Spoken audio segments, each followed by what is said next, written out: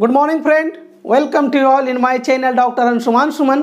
आशा करते हैं आप लोग सभी स्वस्थ और अच्छे होंगे और अपने लक्ष्य के प्रति एकाग्र होंगे। मित्रों, आज हम आधुनिक भारत के इतिहास में सामाजिक आंदोलन के क्रम में रामकृष्ण परमहंस के बारे में जानेंगे। और आज हम लोग जान सकेंगे कि जहां एक तरफ राजा राम मोहन राय एवं दयानंद सरस्वती मूर्ति पूजा का विरोध किया, वहीं पे रामकृष्ण परमहंस मूर्ति पूजा का न सिर्फ समर्थन किया बल्कि मूर्ति पूजा का सामंजस्य अध्यात्म के साथ भी जोड़ने में सफल हुआ।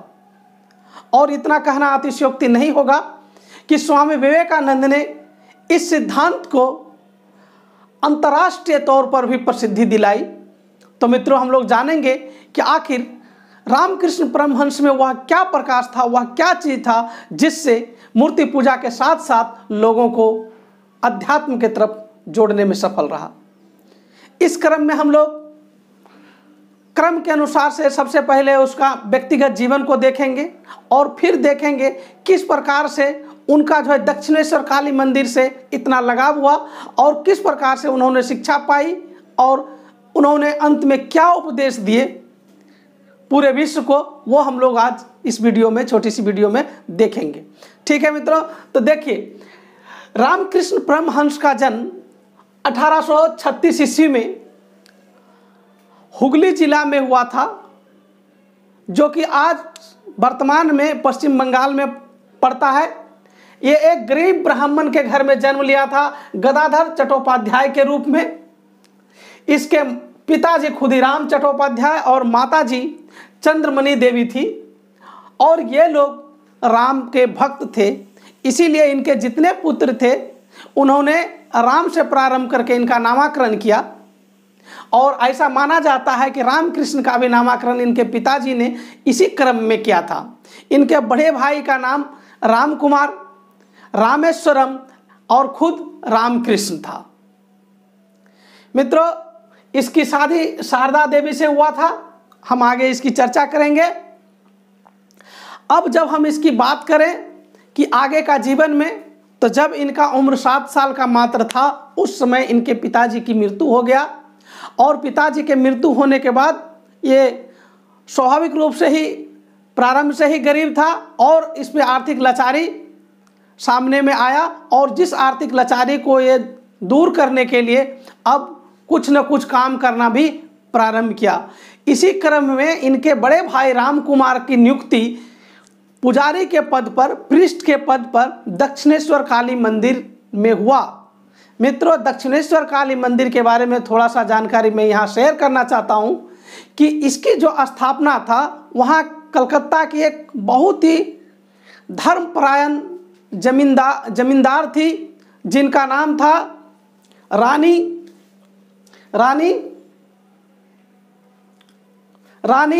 रसमोनी। तो रानी रसमोनी ने इस मंदिर का निर्माण किया था और वहाँ पे इनके बड़े भाई को पुजारी के पद पर नियुक्त किया गया और खुद रामकृष्ण को बड़े भाई का असिस्टेंट, सहायक नियुक्त किया गया। ये जैसे ही दक्षिणेश्वर काली मंदिर में एक अभी काम कर ही रहे थे, इनके भाई मेडिटेशन इत्यादि कर ही रहे थे कि बहुत ही कम समय में इनके बड़े भाई का 1856 ईस्वी में मृत्यु हो गया। और अचानक मृत्यु होने के बाद दक्षिणेश्वर काली मंदिर का जो पुजारी के रूप में तब जो है रामकृष्ण परमहंस को बनाया गया, इसका पुजारी दक्षिणेश्वर काली मंदिर का।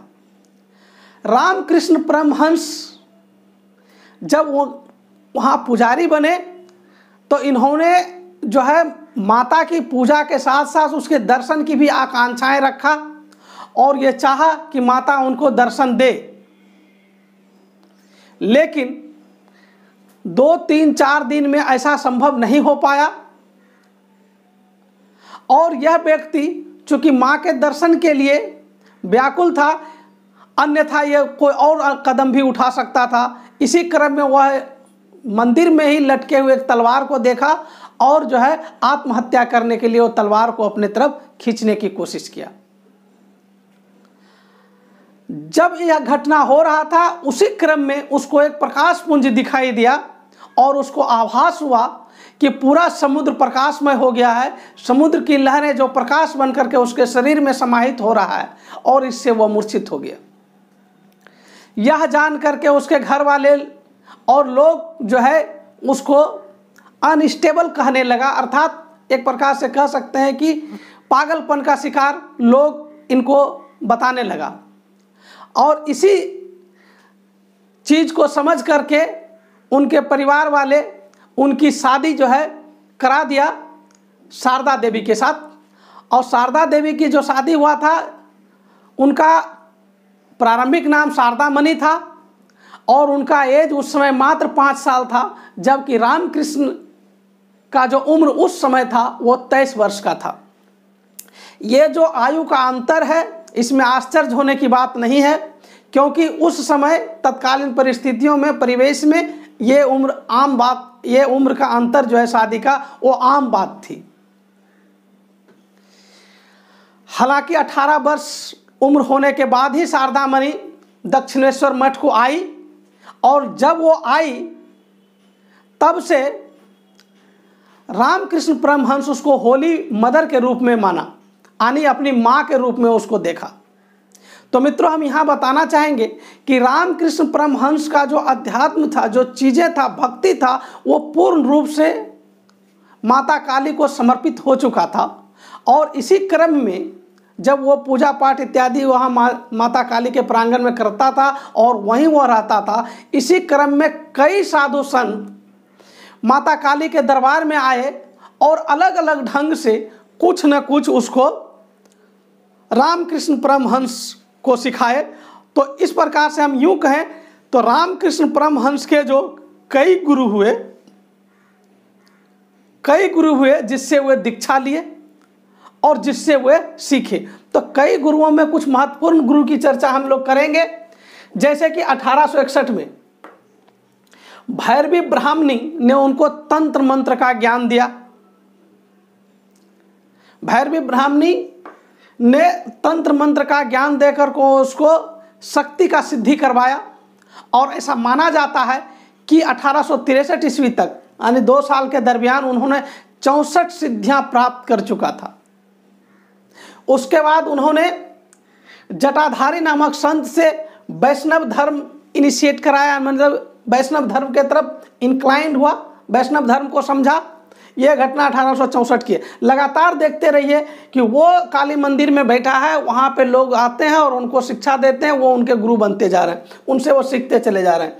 1865 ईस्वी में तोतापुरी, जो एक नागा साधु था जिसका संबंध कहीं न कहीं आजीवक संप्रदाय से रहा था, उन्होंने इसको अद्वैत वेदांता की शिक्षा दिया।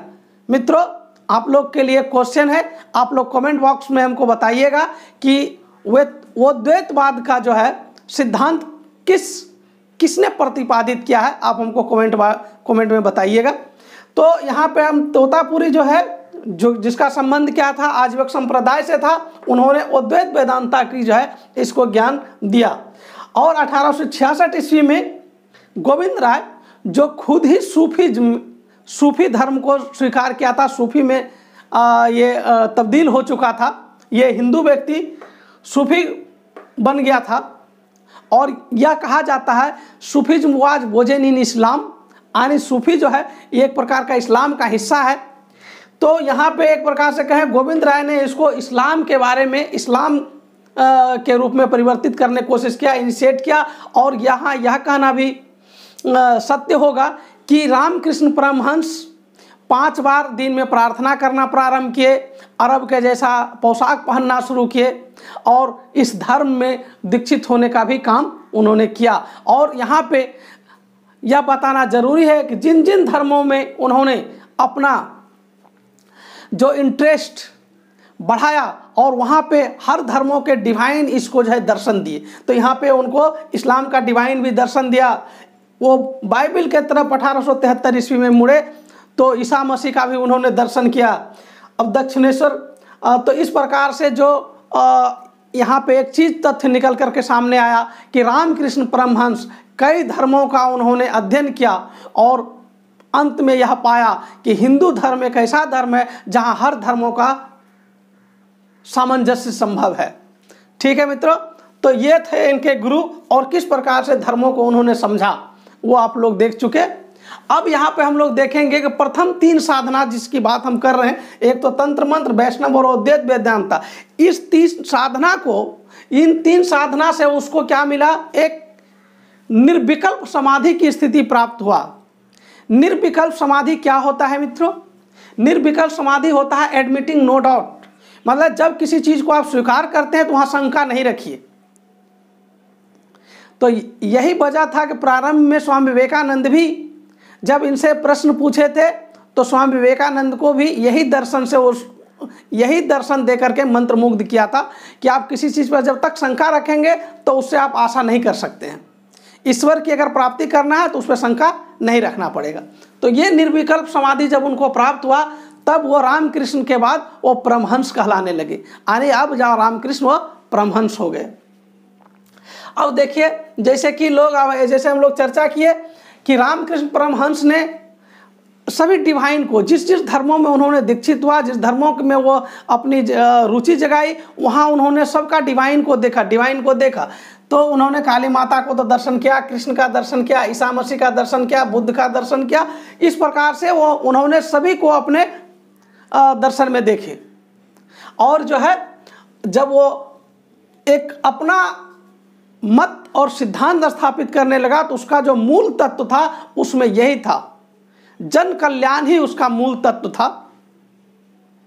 एक बार स्वामी विवेकानंद ने उनसे विनती की कि गुरु मैं तपस्या करना चाहता हूँ। तो उन्होंने बोला था कि तपस्या करने की क्या ज़रूरत है जबकि समाज में दुखी और पीड़ित रहे। जब तक समाज में दुखी और पीड़ित लोग रहेगा तब तक तपस्या का कोई मतलब औचित्य नहीं है। तो आप समझ सकते हैं कि जन कल्याण जो था, यानी कि मानव सेवा जो था, मानव सेवा सर्वोपरि था उनके लिए। यही उनका मूल उद्देश्य और उपदेश था। मूर्ति पूजा में आप लोग जान ही गए उनका विश्वास था, लेकिन कर्म कांड में उनका विश्वास नहीं था। और वो अंत में यही जानता था कि दुनिया में अगर कोई पथ प्रदर्शक है तो एक ही पथ प्रदर्शक है, वो ईश्वर है, और कोई पथ प्रदर्शक नहीं हो सकता है। ठीक है, ये भी आप लोग पहले से अब जान गए कि स्वामी विवेकानंद जो है उसके परम शिष्य बने। और मित्रों, स्वामी विवेकानंद का बचपन का नाम नरेंद्रनाथ था। ठीक है, तो ये नरेंद्रनाथ जो है, जो रामकृष्ण परमहंस के जो सिद्धांत हुए, इसको देश विदेश तक पहुंचाने का काम यही नरेंद्रनाथ जो स्वामी विवेकानंद के रूप में प्रसिद्ध हुआ, इसने किया। मित्रों, रामकृष्ण परमहंस के बारे में अगर बात करें तो उस समय के समाज में जितने रिनॉन प्रसिद्ध व्यक्ति थे उन सबों से इसका इंटरेक्शन हुआ। और इंटरेक्शन के क्रम में, यानी मिलने जुलने के क्रम में, हम केशव चंद्र की बात नहीं करें तो एक प्रकार से यहाँ पे भूल होगा कि 1875 ईस्वी में इन्होंने केशव चंद्र से 1875 ईस्वी में मिला। केशव चंद्र का स्थिति था कि वो आदि ब्रह्म को त्याग दिया था। और मित्रों, जब हम ब्रह्म समाज बता रहे थे तब आपको हम बताए थे कि किस प्रकार से प्रारंभ में केशव चंद्र ने ब्रह्म समाज को बहुत ऊंचाई दिया, लेकिन जब अपनी पुत्री का शादी उन्होंने एक राजा से किया और वो पुत्री जब नाबालिग था तो उसके ही अनुयायी जो है उससे अलग हो गए। और अंत में केशव चंद्र सेन को इतना घुटन हुआ कि वो आदि ब्रह्म को भी त्याग करके क्रिश्चियन धर्म को अपना लिए थे।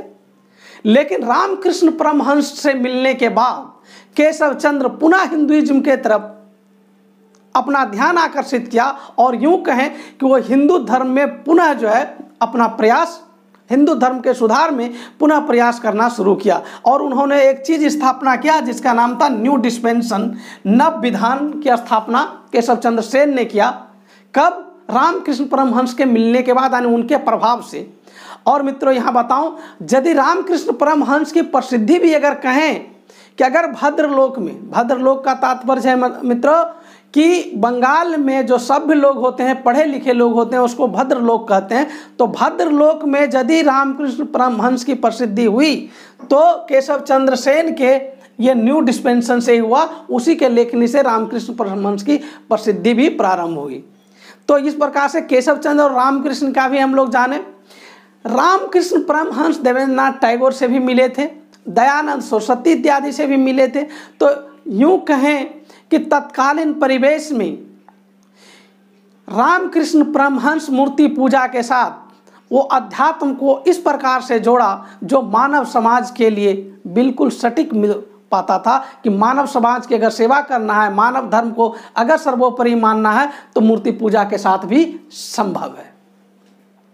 मित्रों, अब अंत में यदि बात करें कि इसकी मृत्यु, तो इसकी मृत्यु जो हुआ गले के कैंसर के कारण हुआ था।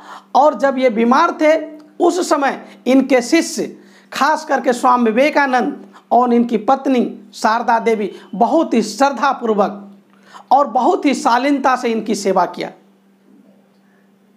हालांकि इनके जो डॉक्टर्स थे उन्होंने हिदायत दिया था कि आप बोलना बंद कर दीजिए कुछ दिन के लिए, लेकिन भक्ति और अध्यात्म में रमे हुए रामकृष्ण परमहंस कहाँ रुकने वाले थे। कोई भी दर्शनार्थी जब इनके पास आते थे तो वे अपना दर्शन बताने लगते थे।